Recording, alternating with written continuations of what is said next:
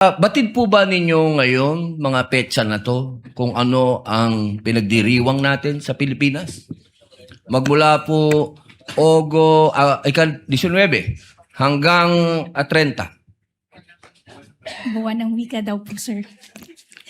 Bukod po sa buwan ng wika, National Heroes Day. National Heroes Day. Ito po ay hango sa ating mga bayani. Tama po ba? Opo. Opo. Naniniwala po ba kayo na ang ating mga bayani ay may mga alias? Kilala niyo po ba sila Di Masalang?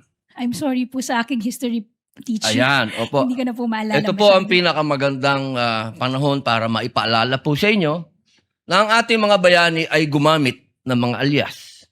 Di Masalang, Siling Labuyo, Tikbalang, Tagailog, May Pag-asa, Buwan, Magdalo, Leon Kilat, Vibora, Lakambini, Paralitiko, Dimas, Alipato, Liwanag, Balite, at marami pa pong iba.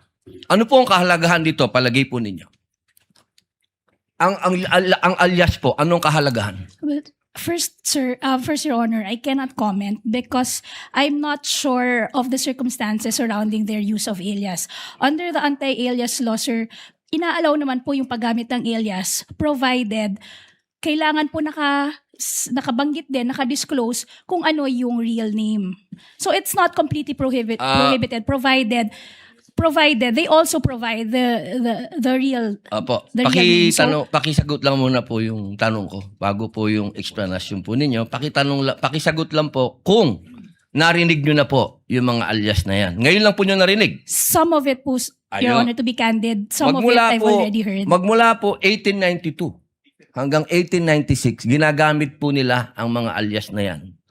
Nagkaroon lang po ng isang traidor, ang pangalan ay Teodoro Patino, na nagbulgar sa Katipunan. Alam po ba niyo yun? Yes, Your Honor. But the circumstances then were different because we were Bakit po iba? under... Bakit po iba? Bakit po na iba? May gera po nun, sir, and we were under Wala po ba tayong occupation. gera sa NPA? Ang NPA po, merong mga alias. Meron pong Ka-Cobra, Ka-Agila, Ka-Lawin, Ka-Tigre, Ka-Kapre, Ka-Sirena, Ka-Adobo, Ka-Sinigang, Ka-Pansit, Ka-Tinola, Ka-Sile, Ka-Kamote, Ka-Bawang, Ka-Maxi, Ka-Labuyo. Strictly speaking, Lahat po yan, sir, ginagamit iba po na yung alias.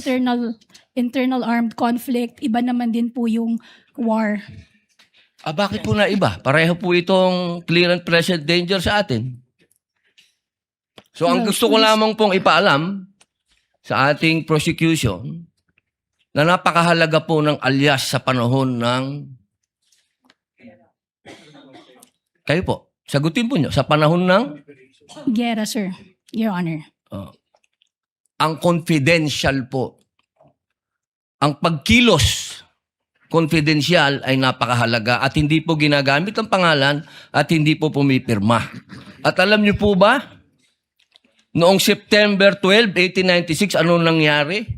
Nagkaroon tayo ng 13 martires. Yung mga nagtraidor ay itinuro ang mga totoong pangalan, totoong lugar, kung nasaan yung mga sumusuporta sa Katipunan. If I may, Your One Honor. last na lang po. Kindly wind One up, last, Senator one Judge last na lang Padilla. po. If I may, Your Honor, just address your question earlier.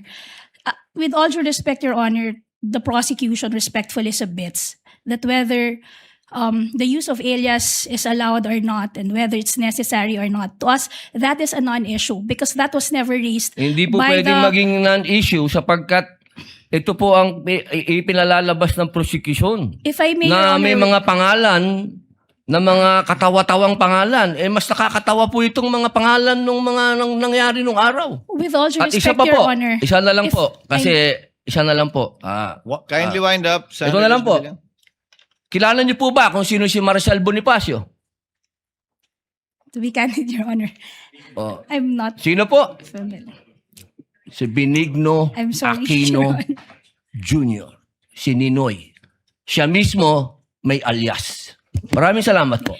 Honor, if I just may, Your Honor, just to set the record straight, because it was made to, with all due respect to the Senator Judge, Mr. it was... Presiding Judge, Allowed ba yun? I was about to make a ruling. Maraming Senator salamat Joshua po. Guerrero. There was no question posed or poised. Attorney May.